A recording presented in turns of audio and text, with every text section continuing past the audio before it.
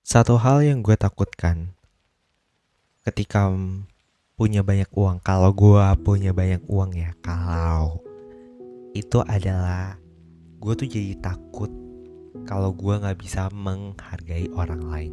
Itu adalah ketakutan terbesar gue, karena mungkin lu akan berpikir gue akan berpikir kayak toh gue juga punya banyak uang, jadi kayak gue bisa membeli segala sesuatu.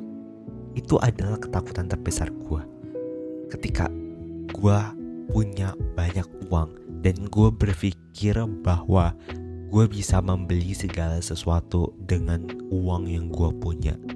Itu adalah satu hal yang kayak gila, gue takut banget. Jadi kayak ketika gue punya banyak uang, gue tuh jadi kayak gak bisa mengontrol diri gue gitu loh. Dan terutama gue gak bisa menghargai orang lain ya. Ketika orang ngasih gue sesuatu, ngasih gue hadiah lah, let's say berupa barang gitu loh, gue jadi kayak gak hati-hati atas apa yang udah diberikan orang lain ke gue gitu loh. Mungkin gue melihat barang itu tuh adalah sesuatu yang kayak murah dan kayak kecil buat gue, tapi kayak sebenarnya tuh kan dibalik barang tersebut tuh ada nilai tersendiri ya kan, ada value tersendiri yang mungkin kayak gak bisa lu beli dengan uang. Dan itu adalah hal yang gue tuh takut gitu loh. Gue mencoba buat apa ya, semoga sih tidak ya, kalau misal gue punya banyak uang gitu. Dan apakah gue kagak mau punya uang gitu loh ya, apakah gue kagak mau kaya raya? Oh tentu saja saya mau dong ya, siapa yang gak mau kaya raya gitu loh. Kayak hidup lu terjamin, kayak maksudnya kayak apa ya, kalau semisalkan mau makan lu ya kayak tinggal pesen aja, atau enggak tinggal bilang aja kayak, Bi saya mau makan ini ya, kayak kan gampang ya say.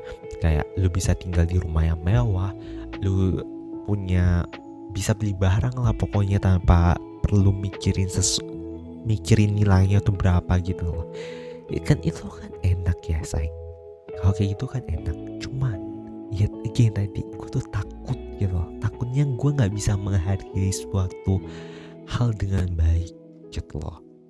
Dan gak cuman menghargai barang, tapi juga menghargai orang lain.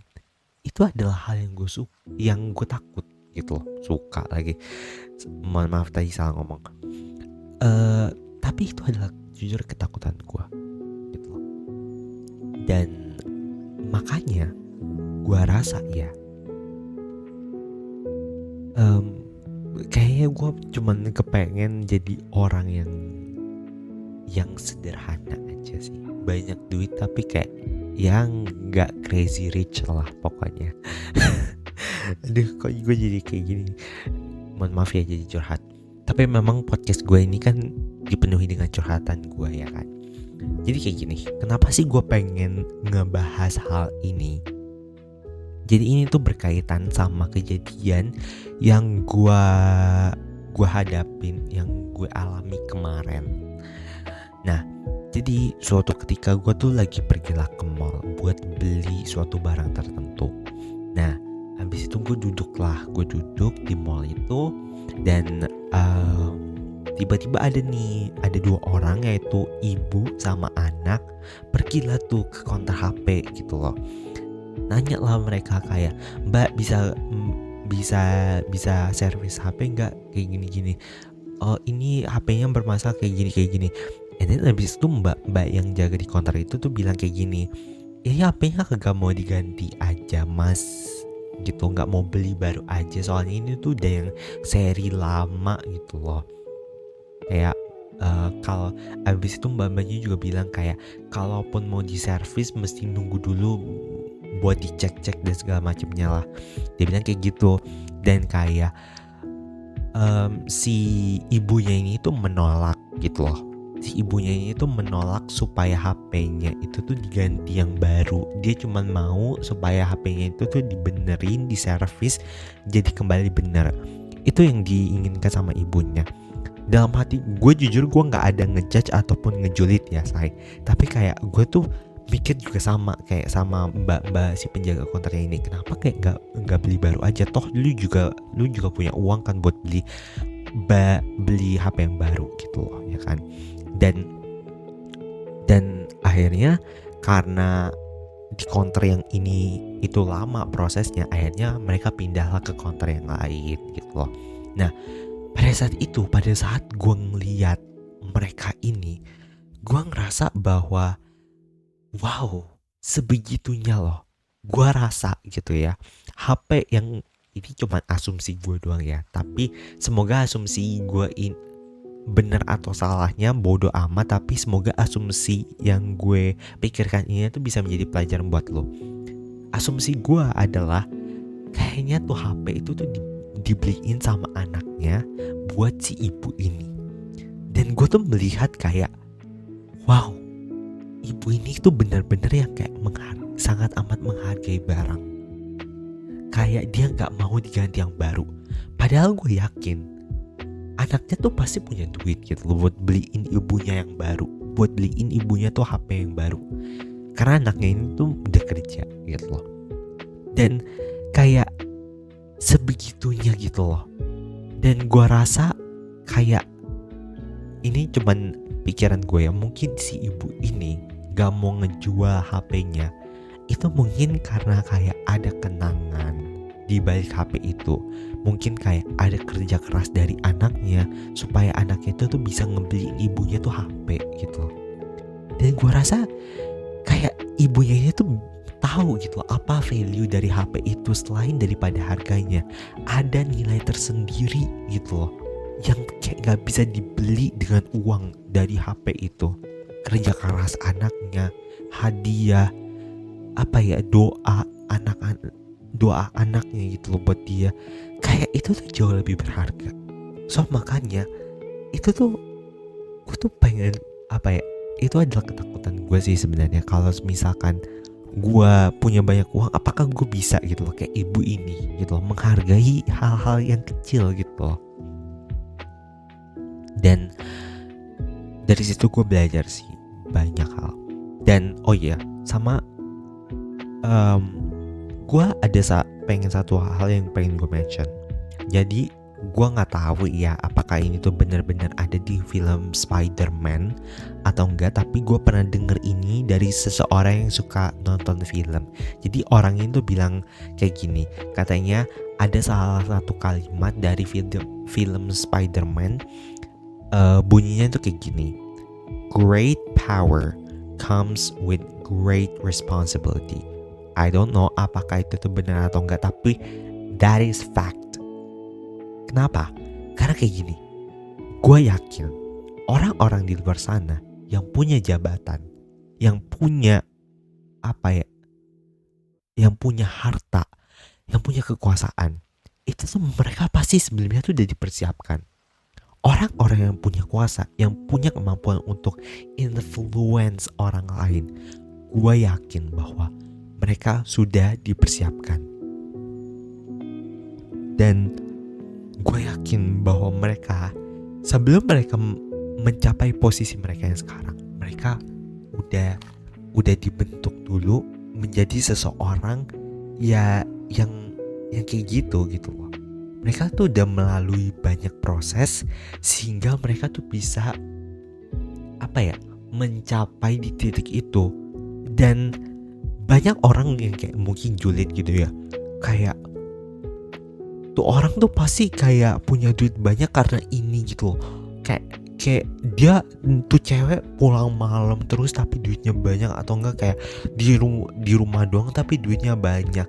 Hey, Anda nggak tahu gimana proses yang udah mereka alami, yang udah mereka lalui. Justru karena proses mereka tuh bisa nyampe di titik mereka sekarang.